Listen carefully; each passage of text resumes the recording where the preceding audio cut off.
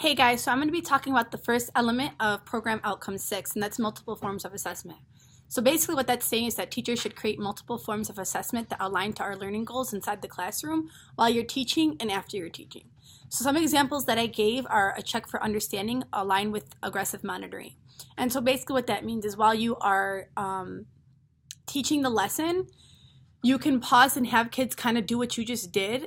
And as they're doing it, you want to walk around and ensure that all scholars are doing the correct thing. So one way you can do that is if you're teaching about number lines or fractions, and you're teaching kids how to place fractions on a number line, you can give the directions to have the kids draw a number line and place fractions 2/4 and 3/4 on the number line.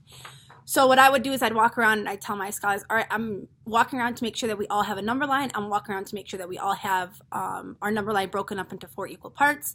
And then I'm walking around to make sure that we're plotting our points exactly where they need to be. So what that does is that allows the scholars to know, like, all right, I drew my number line. Okay, I drew my equal parts.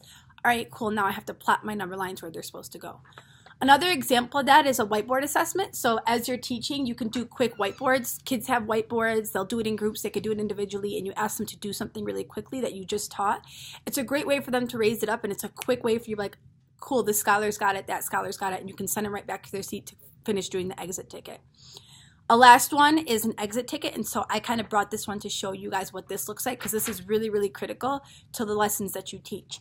And so basically what you want to do is you want to either, a lot of the times your curriculum will have it, and if not, then you want to create an assessment that's aligned to what you just taught your scholars. So whatever you did during the I do and the we do, whether it was placing fractions on a number line, multiplying, finding the area, using distributive property, you want to create questions that look just like what you taught, and then you're going to have the scholars perform or complete this exit ticket at the very end of the lesson. The aggressive monitoring also is really, really critical during this piece. So what you want to do is, as your scholars are sitting back at their desks, you want to have a pen in your hand, and as you're walking around, you want to go ahead and check the scholars that are doing it correctly and give that instant feedback to scholars who might be doing something wrong. So that way they have that instant feedback where they're not waiting a day or two to get feedback on their assignment, but they're doing it right away. You're doing it right away. And then lastly, you have biweekly assessments and summative assessments. This is also very critical to monitor your just whole class progress. And so what that looks like is whatever you taught over 2 weeks, so there was a couple standards, 1 standard, 3 standards, you want to create an assessment that aligns with the standards that you taught, and then have a summative assessment or a biweekly assessment on those standards to see what standard your scholars know really well. Maybe they know all of them really well, or maybe there's one where they're falling short and you can go ahead and implement or reteach.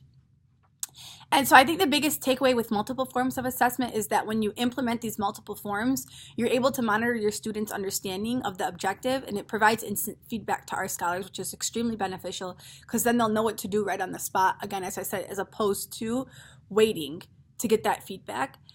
I think the biggest success I've seen is for my scholars who struggle a lot.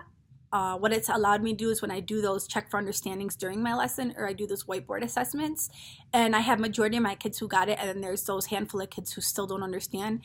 It's nice for my kids who got it because I send them back to their seat, and then I gather the kids who still don't understand, and I do like another quick mini lesson with them before I send them to do their exit ticket.